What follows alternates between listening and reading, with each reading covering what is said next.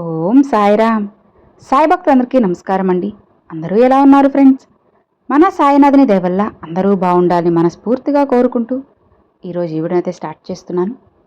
ఇక ఈరోజు వీడియోలో బాబాగారు ఎలాంటి సందేశాన్ని తీసుకువచ్చారంటే, తల్లి, ఈరోజు నేను కొన్ని నిజాలను బయట పెట్టబోతున్నాను. అవును తల్లి, నీ జీవిత భాగస్వామితో కాస్త జాగ్రత్తగా ఉండు. కంగారు పడుకు. ఇలా రా.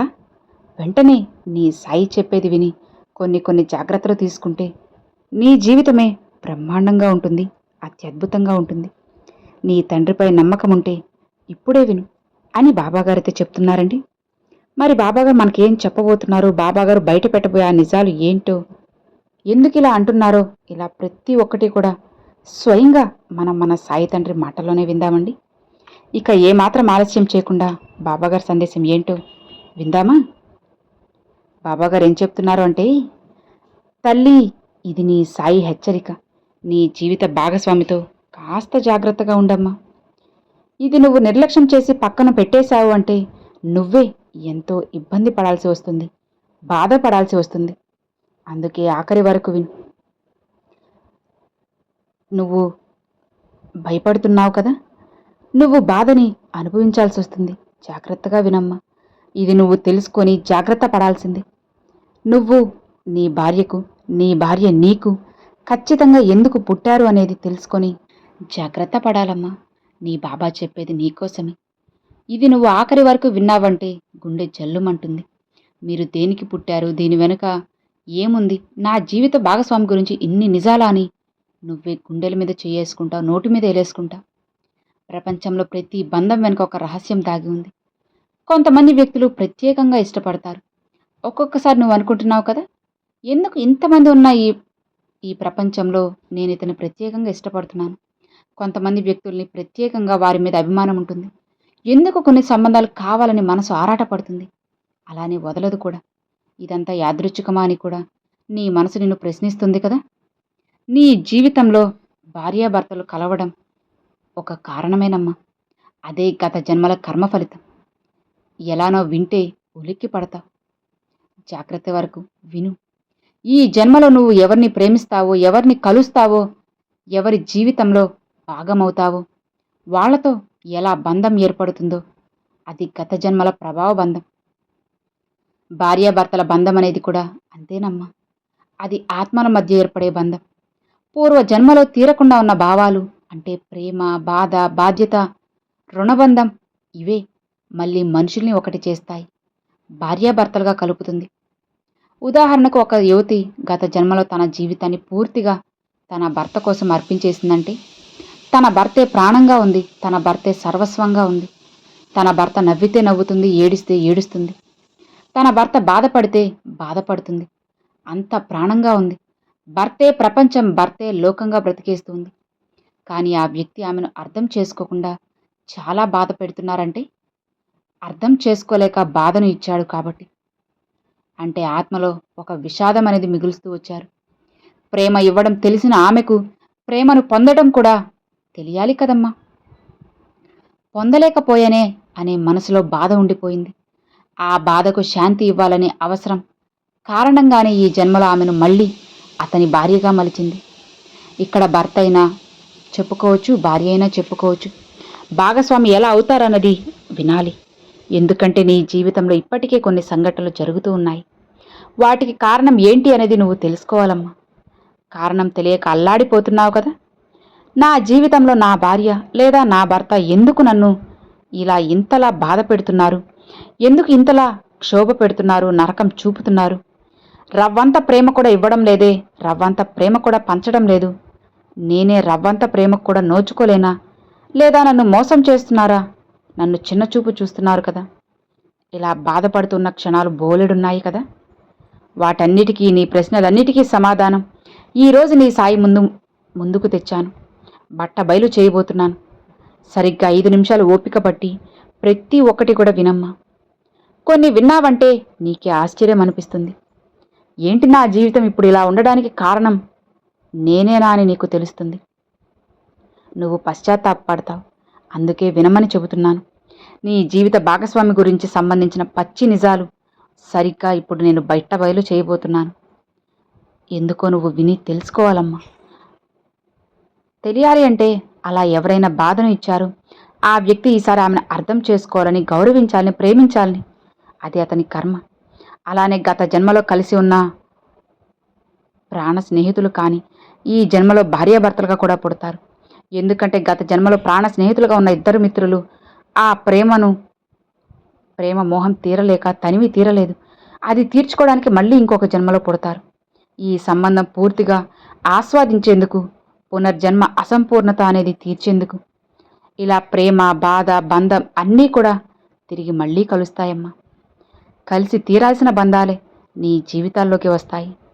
నువ్వు గత జన్మలో ఈ వ్యక్తికి ఏమిచ్చావు, నీ జీవితంలో ఉన్న వ్యక్తికి భర్త కావచ్చు, భార్య కావచ్చు, స్నేహితుడు కావచ్చు, తల్లి కావచ్చు, తండ్రి కావచ్చు, బిడ్డలు కావచ్చు. వారికి ఎంత ఏమిచ్చావు? బాధనిచ్చావా, సంతోషాన్నిచ్చావా, దుఃఖాన్నిచ్చావా, మోసం చేశావా? దాని పర్యవసానమే ఇప్పుడు ప్రతి మనిషి కూడా నీ జీవితంలో మళ్ళీ కలవడం అన్నది. దాని పర్యవసానమే నువ్వు వాళ్ళకి ఏది ఇస్తే దాన్ని తిరిగి ఇవ్వాలని మళ్ళీ ఈ జన్మలో నీకు పరిచయం అవుతారు. అనవసరంగా ఎవ్వరూ కూడా పరిచయం అవ్వరమ్మా. ఎందుకంటే కర్మ ఫలితాలను అనుభవించాల్సిందే. రామాయణంలో సీతారాముల బంధం కూడా పూర్వజన్మ బంధమే తల్లి. భార్యాభర్తలుగా కలవటం అనేది దైవ నిర్ణయం. రెండు ఆత్మలు ఒక్కసారి కాదు, ఎన్నోసార్లు పుట్టి మరణిస్తూ ఉంటాయి. ప్రతి పుట్టుకలో ఏదో ఒక బంధం, బాధ్యత, ప్రేమ, ద్వేషం ఇలా ఒకటో మరొకటో సాగుతూనే ఉంటాయి. ఈ జన్మలో నీ భార్య కావటం అనేది బంధం. ఆమె గత జన్మలో నీకు ఇచ్చిన ప్రేమ ప్రతిఫలం కావచ్చు, లేకపోతే నీకు ఇచ్చినటువంటి లేదా నువ్విచ్చిన బాధకు పరిహారమై బాధ్యత కావచ్చు. నీ జీవితంలో ఇప్పుడు నువ్వు చూపించే ప్రేమ, గౌరవంతో అదే నీ భవిష్యత్తు జన్మకు బాట వేస్తుంది. నీ పూర్వజన్మయోగం శుభంగా పొందాలి అంటే నువ్వు ఏం చేయాలో తెలుసా? అది ఇప్పటి నుంచే మొదలుపెట్టు. నువ్వు ఇప్పటి నుంచే ఎవరికి ఏది ఇస్తే అదే నీకు తిరిగి వస్తుంది. ఇప్పుడు నువ్వు చేసే కర్మలు మంచివి కావాలి. నువ్వు సాధారణ ప్రేమ జంట కథను ఒక్కసారి ఊహించుకో. వాళ్ళు కలుసుకున్నారు, ప్రేమించుకున్నారు, ఒకరి కోసం ఒకరు త్యాగాలు చేశారు, జీవితాన్ని పంచుకున్నారు. ఇది కేవలం ఈ జన్మ ప్రేమ మాత్రమే కాదు, గత జన్మ ప్రేమకు ఇప్పుడు దొరికిన అవకాశం. ఈ జన్మలో కలవడం అనేది దైవ సంకల్పం. దైవమే లెక్కలు వేసి మరీ ఇద్దరు మనుషులను కలుపుతుంది. మరి భార్యాభర్తల్ని కూడా కలిపాడు ఆ దేవుడు. నువ్వు ఊహించినవి అనుభవించి చేస్తావు. కొంతమందిని చూసినప్పుడు నీకు తెలియని కారణాలతో వారు నీకు దగ్గరవుతున్నారు అని భావన కలుగుతుంది. నీ మనసుకి నువ్వు ఎంత వద్దనుకున్నా ఎందుకు వారి వైపు ఆకర్షితులవుతున్నావో నీకు స్పష్టంగా తెలియదు. నీ మనసు ఒక అయోమయంలో పడుతుంది, కానీ మనసు మాత్రం వారి వైపు లాగుతూనే ఉంటుంది. అవును కదా? ఎంత కొద్దిగా మాట్లాడినా సరే ఆ బంధం గొప్పగా అనిపిస్తుంది. ఇది మానసిక మాయ కాదు, మనసుల గుర్తింపు. అంతేకాదు, భార్యాభర్తల మధ్య కొన్నిసార్లు ఒకే విషయంలో అనిపిస్తుంది, ప్రేమ కంటే బాధ ఎక్కువగా అనిపిస్తుంది. అయినా సరే వాళ్ళు విడిపోరు. ఎందుకంటే అది ఒక జన్మ కాదు, ఒక జన్మ కథ కాదు, కొన్ని జన్మల కథ. బాధ తీరకపోతే మళ్ళీ మళ్ళీ కలుస్తారు. కాబట్టి ఇక్కడ అర్థం చేసుకోవాల్సింది ఏంటో తెలుసా? ఒక్కటే, భార్యాభర్తల బంధం అనేది భగవంతుడు ఇచ్చిన వరం, భగవంతుడు రచించిన నాటకం. అందులో నువ్వు పాత్రధారులువే, రచయిత మాత్రం నీది కాదు. నీ చేతిలో ఉన్నది కేవలం ప్రేమించడం, క్షమించడం, పరస్పర గౌరవాన్ని పెంచుకోవడం. అలా పంచుకోవడం, అందుకోవడం, ఒకరిపై మరొకరు బాధ్యతగా సక్రమంగా నిర్వర్తించాలి. ఈ జన్మను ఒకవేళ పాఠంగా మార్చితే తదుపరి జన్మలో నువ్వు మరింత ఆత్మశుద్ధితో బంధాలను అనుభవించగలవు. ఇంతటి పవిత్రమైన బంధానికి ఆధారంగా గత జన్మల తీరని కథలు కూడా ఉండొచ్చు. కానీ ఇప్పుడు ఈ జన్మలో ప్రేమతో బంధాన్ని ఒక అర్థంతో నింపితే అదే నిజమైన మోక్షానికి మార్పు. నీ ప్రతి ఒక్క సందేశానికి, బాధకి, ప్రతి ఒక్క ప్రశ్నకి కూడా ఈరోజు సమాధానం దొరికింది. ఎందుకు నా జీవితంలో ఇన్ని బంధాలు, ఎందుకు నాకు ఇన్ని బాధలు, ఈ బంధాల వల్ల ఇన్ని ఇబ్బందులు ఎందుకు, నా భర్త వల్ల, నా పిల్లల వల్ల ఎందుకు ఇన్ని కష్టాలు, అగచాట్లు, నాకు మనశ్శాంతి లేకుండా ఎందుకు బ్రతుకుతున్నాను అని ఎన్నోసార్లు ప్రశ్నలున్నాయి కదా. వాటన్నిటికీ ఈరోజు సమాధానం దొరికింది. ప్రతి బంధం కూడా గత జన్మ తాలూకా బంధమేనమ్మా. అది మళ్ళీ మళ్ళీ కలుస్తూ ఉంటుంది. ఈ జన్మలో ఏది మిగిలిపోయిందో దాన్ని పొందడానికి ఇంకొకసారి తీర్చుకోవాల్సిందే. ఇదే మనిషి జీవితం. అందుకే మంచిగా ఉండు, మంచిగా మాట్లాడు, మంచిని కోరుకుంటూ ప్రేమను పంచు. పేదవారికి సహాయం చెయ్యి. వచ్చే జన్మలో అది నీకు ఒక అద్భుతంగా నీకు ఆదుకుంటుంది, అందిస్తుంది కూడా, అన్నిటినీ అందజేస్తుంది. ఖచ్చితంగా నీకు నీ బంధం దగ్గరవుతుంది. నీకు నీ బంధానికి మధ్య ఉన్న దూరాలన్నీ కూడా చెరిగిపోతాయి.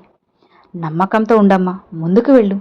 నీ సాయిపై పూర్తి నమ్మకం ఉంటే ఇక ఏమాత్రం దిగులు పడకుండా వెళ్ళు. ఇప్పుడు నీకు ఇది విన్నాక అర్థమైందా? ఈ జన్మలో నీకు కలిసిన వాళ్ళంతా గత జన్మలో రుణానుబంధం ఉన్నవాళ్ళే. అది ఎవరైనా కావచ్చు. భర్త కానీ, భార్య కానీ, పిల్లలు కానీ, అత్తామామలు, అమ్మా నాన్నలు, చుట్టుపక్కల స్నేహితులు, ఇంటి పక్కన ఉన్న వాళ్ళు, ప్రతి ఒక్కరూ కూడా ఏదో ఒక జన్మలో నీకు రుణమున్న వాళ్ళేనమ్మా. నీ సాయి చెప్పినవి అర్థమైంది కదా? ఇక మనసు కాస్త కుదుట పడింది కదా? ఇక నిశ్చింతగా ప్రశాంతంగా ఉండు అని బాబాగారైతే చెప్తూ ఉన్నారండి. సో విన్నారు కదండి, ఈరోజు బాబాగారు చాలా చక్కటి సందేశంతో మనందరి ముందుకు వచ్చేశారు. మరి ఈరోజు బాబాగారు పంపించిన ఈ సందేశం మీ అందరికి నచ్చింది అని అనుకుంటున్నాను. నచ్చితే లైక్ చేయండి, మరికొంతమంది సాయి భక్తులకు షేర్ చేయండి. ఫస్ట్గా మన ఛానల్ చూసే వాళ్ళు సబ్స్క్రైబ్ చేసి సపోర్ట్ చేయండి friends. Thanks for watching. Om Sairam.